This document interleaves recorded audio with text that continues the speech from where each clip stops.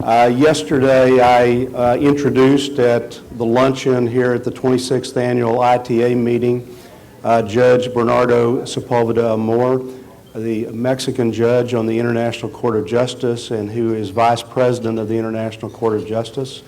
And I think we've agreed to call each other by first names, if that's indeed, all right indeed. for you. That suits me very well indeed. Okay, Doak. Thank you. We'll have a more informal conversation that way. Judge, you've, throughout your career, you've devoted your career to international law. You studied international law, you've taught international law, you've served on the International Law Commission of the United Nations, and now for the last many years you've served as a judge on the International Court of Justice. Could you tell us something about the types of cases that you see and the work that you do at the International Court? Yes, that will be a pleasure indeed. We have right now a number of extremely difficult and fascinating cases that mean that the work of a judge is indeed a very demanding one. We have just decided two important cases, one related to a maritime delimitation between Peru and Chile, which has been extremely successful because both states, after the judgment was delivered, have come to an agreement as to the coordinates of the maritime delimitation. So that's very satisfactory for the court in terms of the compliance of the judgments of the court. Then we also have a recent decision between Australia and Japan related to whaling.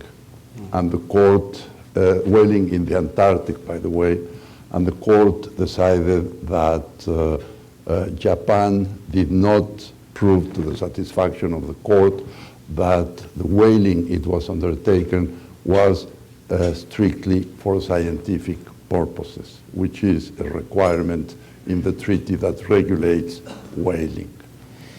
Then, right now, and I will not go into the details of the cases for obvious reasons, we have an extremely complicated case which is related to genocide, and that is a case between Croatia and Serbia in which both states claim that genocide was committed in the Balkan wars in 91, 92 of the last century. We are still deliberating on this particular case. Then we have again a case of a different nature which has to do with a claim by East Timor against Australia, and it has to do with complex issues. I will not go into the details, but I will tell you what we already have done in an order on provisional measures in which we decided that Australia should not interfere in any way in communications between East Timor and its legal advisors. That's one issue. You may imagine the sort of things that were going on. And then we also decided in the interim measures order that Australia must seal documents and data seized in a raid ordered by the Attorney General in the offices of East Timor Legal Counsel. That means documents, that means electronic files, all materials that are regarded as important in an arbitration that is being now on course between Australia and East Timor. So there are two litigations, one related to the arbitration, the other one under the jurisdiction of the International Court of Justice. Then we have cases, let me tell you that I have been very fortunate as a Latin American judge, because in the last 10 years, the number of Latin American cases submitted to the court has been very large indeed. And that includes cases between Costa Rica and Nicaragua. We have had a number of cases between these two states, and right now we have a case which, by the way, originally there were two cases, and we decided to join the two of them because of the similarities they had. Then we have a case between Nicaragua and Colombia. Let me tell you that we already had decided a case, a maritime delimitation case between Nicaragua and Colombia, but then Colombia was extremely reluctant to comply with the decision of the court. So Nicaragua went again before the court doing two things. On the one hand, a case to have the recognition of an extended plataforma, continental shelf on the one hand, and then the second issue is related to the non-compliance by Colombia of the judgment of the court of 2012. That's one of the pending cases we have before us. Then we have a case between Bolivia and Chile, which has to do with the obligation to negotiate the access of Bolivia to the sea. Again, that's a pending case. Very recently, we received a new claim on the part of the Marshall Islands, and that has to do with an allegation by the Marshall Islands against nuclear states, and they identify them, alleging that they were in breach of their obligations of the Non-Proliferation Treaty. Again, this is still in a very preliminary stage, but the case is already there. So as you can see, we have a great variety of cases dealing with a great variety of subjects. Okay, I'd like to take you back for a moment to the East Timor versus Australia case. As I understand it, there's an arbitration going on, and it sounds from the way you describe the provisional measures that there may have been allegations that Australia was eavesdropping in the course of the arbitration on the other party. Can you say if that was the allegation? That is the allegation, correct. And you issued provisional measures to prevent that from occurring? To prevent that from occurring, and also to make sure that the documents and the electronic material that was seized from the legal counsel of East Timor, who is, by the way, an Australian and who lives in Australia, his office is in Australia, to make sure that the Attorney General seals those documents in order to make sure that they remain secret and that the intelligence services of Australia do not have access to those documents which are related to the confidentiality between the legal counsel and the government of East Timor. Yeah, so they can't use them in defending the case. Correct. Not only that, in principle, they should have no access whatsoever to what is in those documents and electronic files. That's an issue that's come up in investment arbitrations, and at least one case which you probably know about, the Libanonco versus Turkey case, in which the claimants alleged that Turkey had been intercepting their emails and perhaps other communications, and they had proof that they had obtained somehow, and the tribunal issued a very strong order to prevent Turkey from being able to use those documents in the case, or their counsel from having them. So it sounds like a similar situation. There are similarities indeed.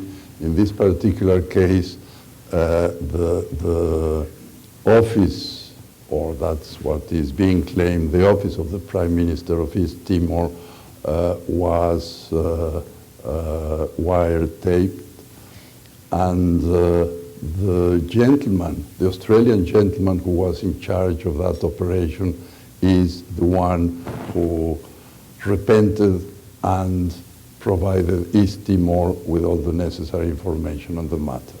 Or that's what I can say on the subject. Was there also an allegation in that case that Australia had intercepted communications in the course of negotiating a treaty? Or was that not part of that case? No, not really. It has to do basically with the strategy of East Timor in the arbitration. I see. East Timor has initiated in order to renegotiate the terms of a treaty of maritime delimitation that was signed a number of years ago, and that the authorities of East Timor regard as not fair, let's call it that way. There must be some very interesting issues there if a country intercepts communications about the strategy of negotiating a treaty and whether that treaty could be rescinded as a result of that. I assume that's not the issue in this case, but there must be some very interesting issues around that. And my preference would be not to go any longer into the merits of the case. Okay, well with that, let's move to a different case. You were appointed, of course, as Mexico's ad hoc judge on the International Court of Justice for the Avena versus U.S. case, which had to do with the consular rights of death row inmates and the consular rights of the government of Mexico to provide assistance. And then you were elected to the court during the course of that case. And my question, I just want to ask a general question, which is, would you care to make any comment about that case? And I won't go any further, but if you'd like to make a comment about that case, I think people might be interested. Yes, I would very much want to make a comment on the present situation of that judgment. As perhaps many of you know, the case reached in, I think it's 2009 or so, reached the Supreme Court of the United States because there were claims on the part of counsel for the Mexican individuals, the Mexican citizens, nationals, who were subject to the death penalty, that their rights had not been respected, that there was no due process of law in light of what the Consular Convention orders. Now, the important thing is that the Supreme Court of the United States decided that it was clear that the U.S. had an international obligation to comply with the decision of the International Court of Justice. There was no doubt about that. Now, what the court said, the Supreme Court said, is that the United Nations Charter, the Statute of the International Court of Justice, the Convention on Consular Relations, and the decisions of the International Court of Justice had not the character of executive treaties. They were non-enforceable in the U.S. for domestic purposes in order to become applicable.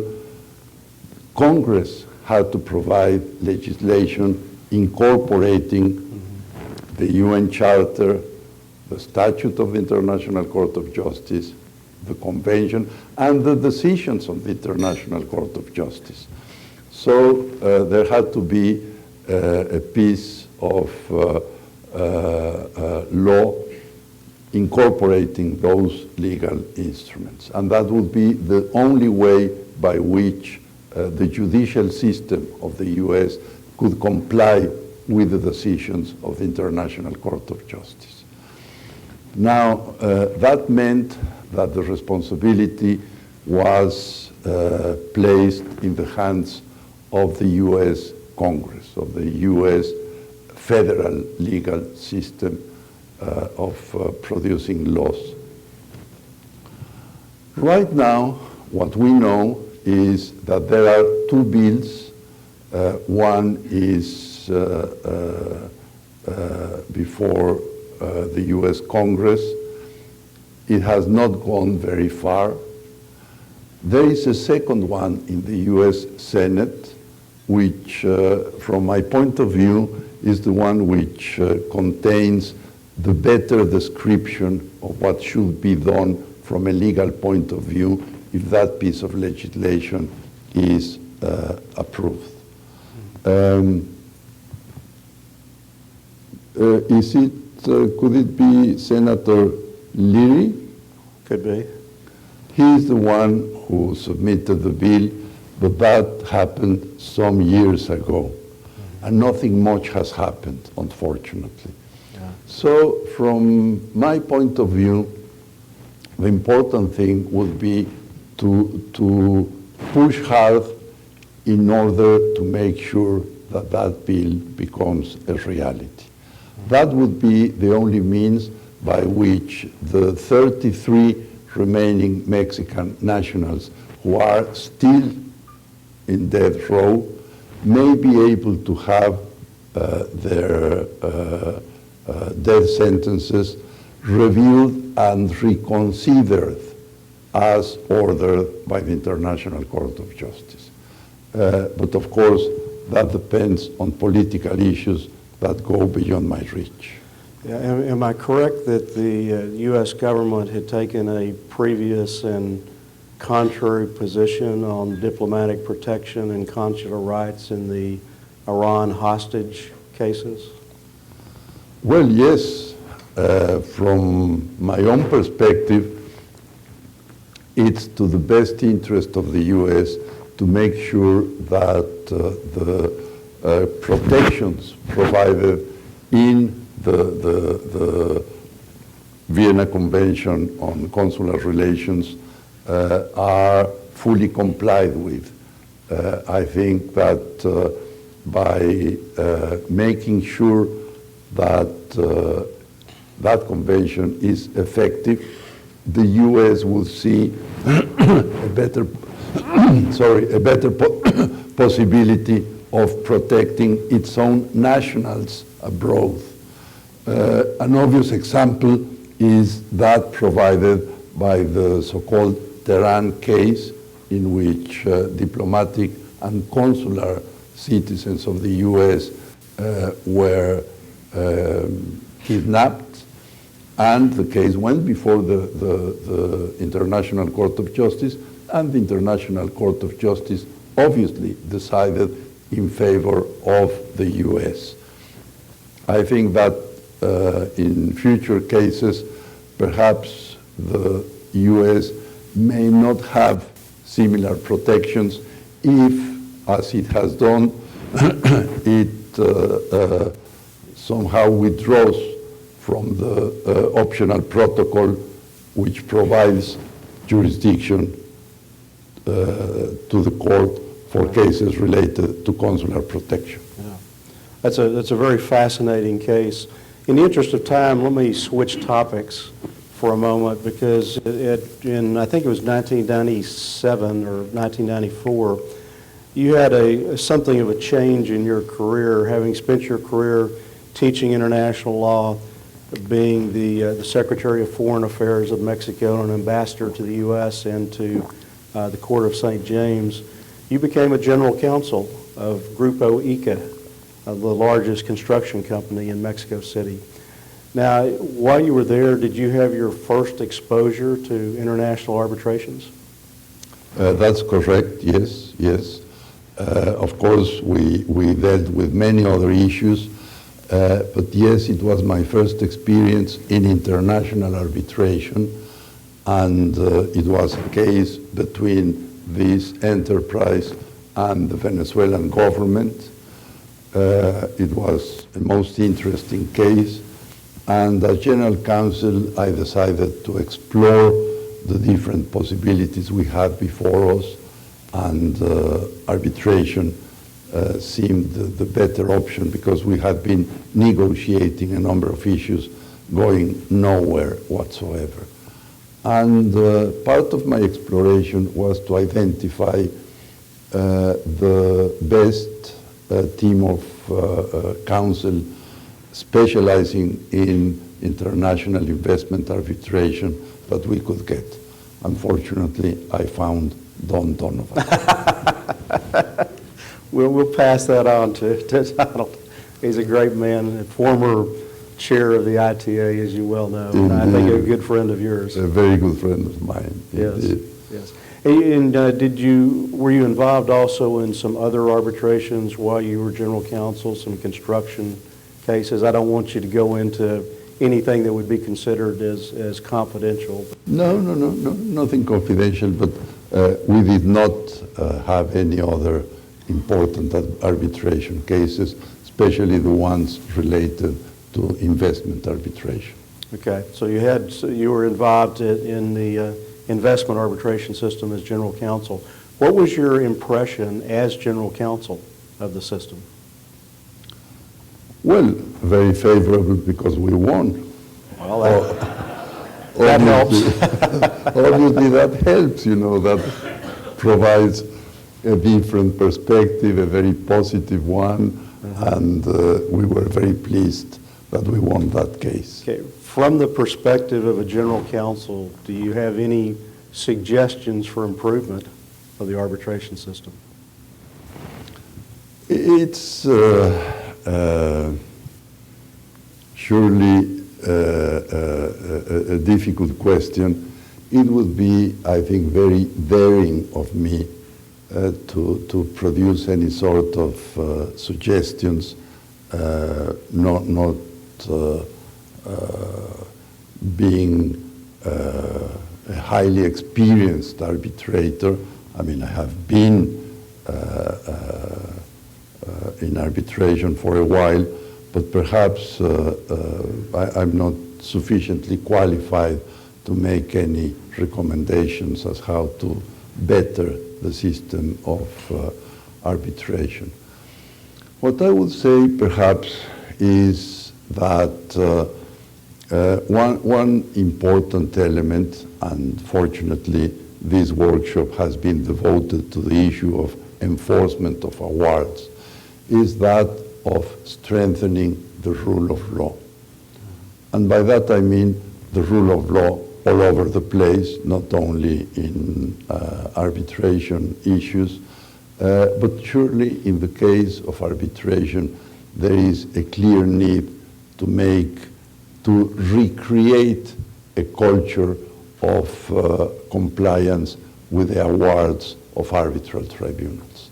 Arbitral tribunals related to state arbitration, investment arbitration, commercial arbitration, because only then will we be able to have a highly respected system of settlement of disputes in every field.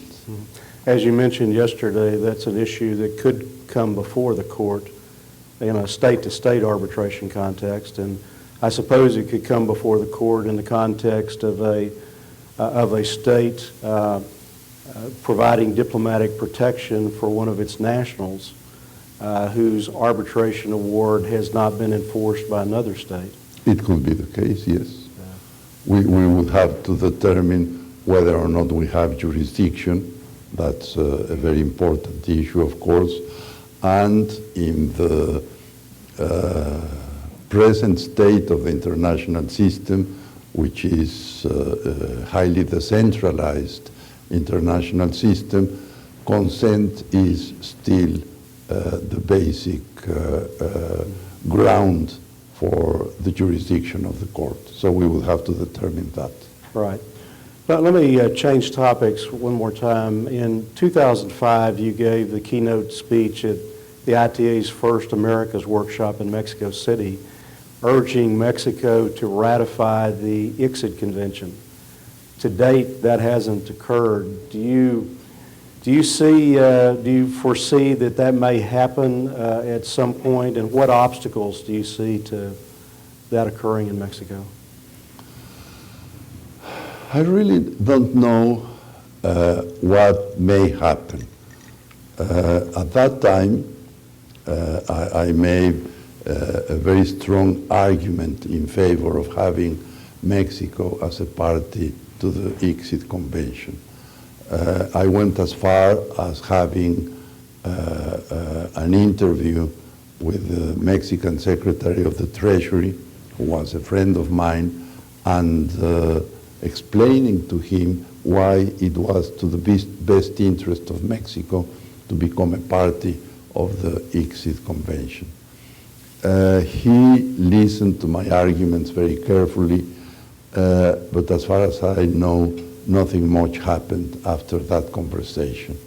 And since then, I haven't had the opportunity of pushing forward this idea, nor finding out the reasons why the Mexican government has decided not to join the ICSID Convention, in spite of the good arguments I still believe we have.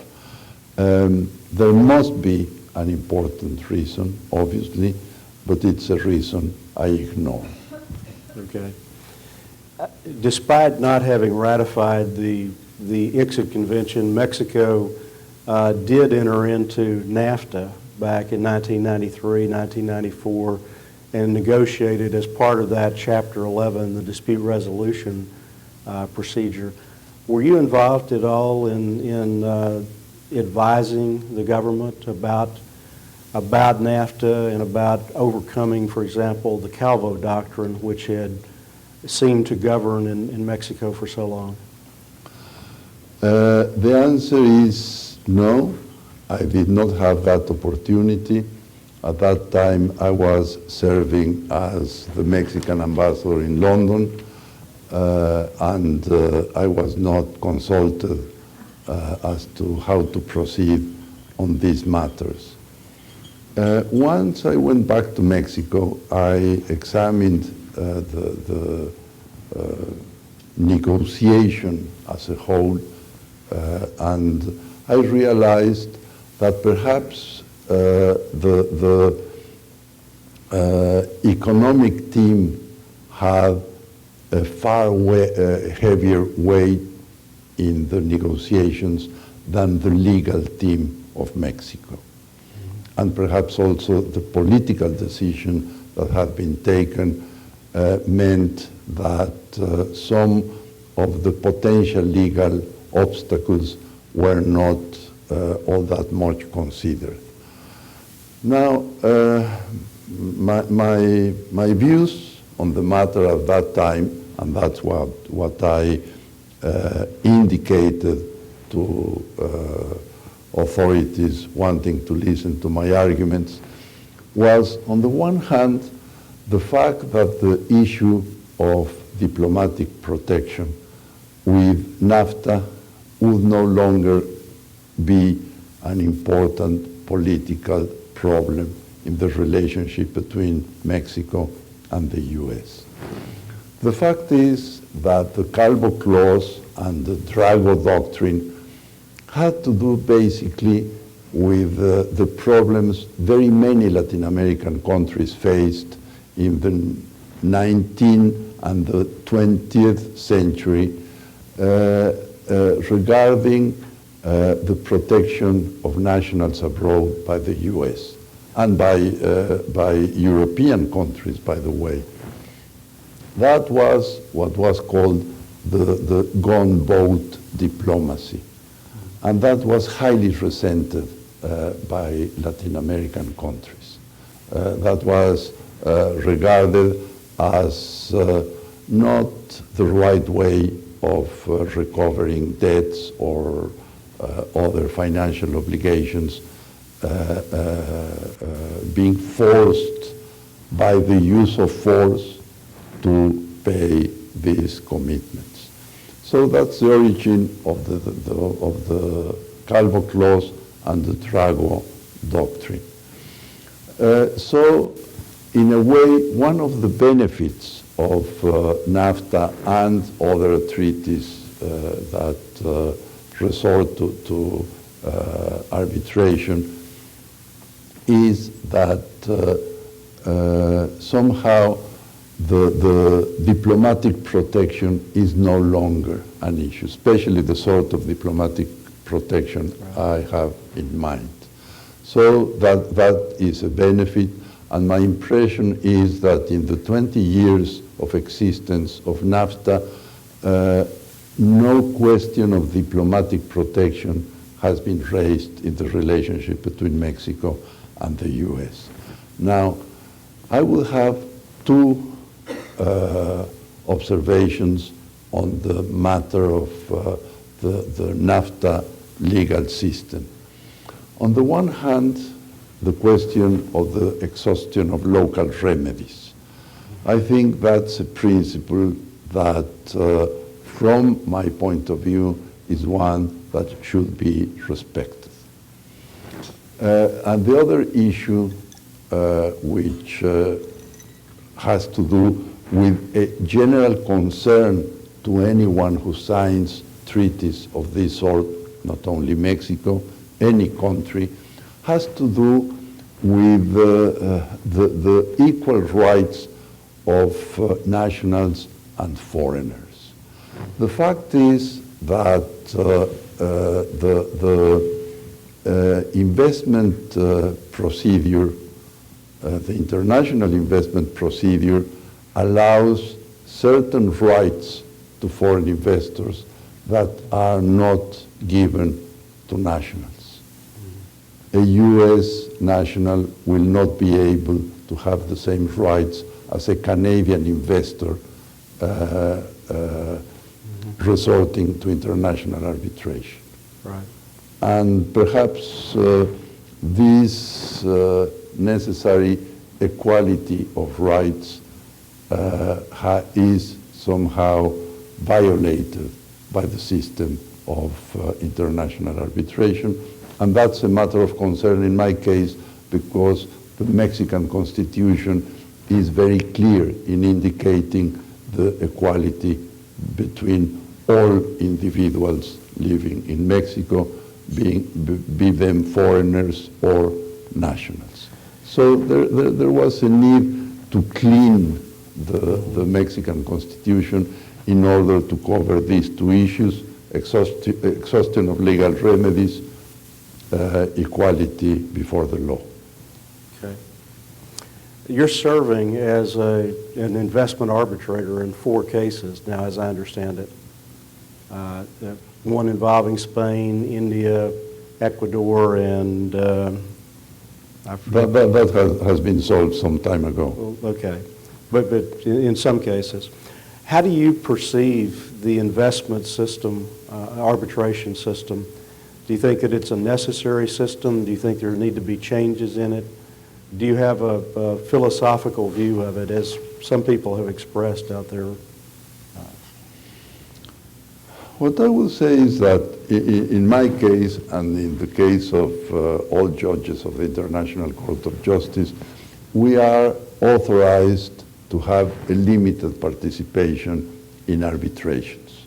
These arbitrations can be state-to-state arbitrations, investment arbitrations, commercial arbitrations, but the important part is that it has to be a limited participation, because our main duty is to work on issues related to the court.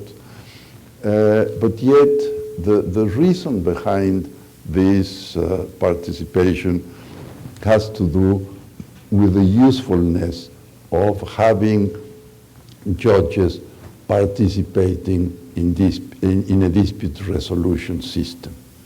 And we can make a contribution in that respect.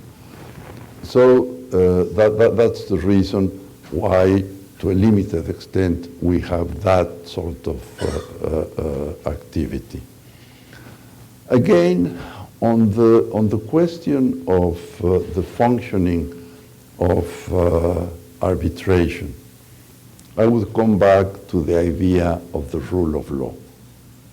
As far as we strengthen the rule of law, that we make sure that all over the place, not only at the national level, but also at the international level, there is the prevalence of a legal system that is highly respected and that is complied with, the system will work far better. In the case of, not of arbitration, but of the judicial system, we judges would very much want to have a larger number of states accepting the optional clause, the so-called optional clause, which means that states make a unilateral declaration by which they accept the jurisdiction of the court. Right now, out of 93, 95 states members of the UN, we, being the principal judicial organ of the UN, have something like 70 states accepting the optional clause, the jurisdiction of the court, and that is very unfortunate. We need a larger number of states accepting that jurisdiction. Let me tell you that, for example, in the case of the 5 members, the 5 permanent members of the Security Council, only 1 has accepted the optional. I don't think that's yours. I'm not sure whether that's a fire alarm. Oh, an Amber Alert, okay.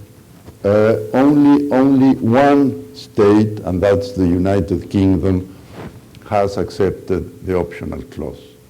The other 4 permanent members of the Security Council do not accept, have not provided this unilateral declaration accepting the jurisdiction of the court. Okay. That's an important point. From a political point of view, it would be, there is a need to set an example. And those 4 nations will certainly help us as a judicial system to strengthen the rule of law. That doesn't mean that we don't have other means to have jurisdiction. There are something like 300 multilateral treaties which have a compromissory clause by which any conflict regarding the interpretation of or the application of the treaty will be submitted to the International Court of Justice. That's a way by which, for example, Russia came before the court in a case between Georgia and Russia, but we certainly need more commitments in that respect. Yes. I have just one final question as our time is running down, and this is a question that Don Donovan asked me to ask you. And the question is, how does your service as a judge of the ICJ influence your thinking as an arbitrator and vice versa? Well, I think that it has been a complementary experience. I think that the learnings I have had in the judicial system, which I believe have enriched me to a great extent in order to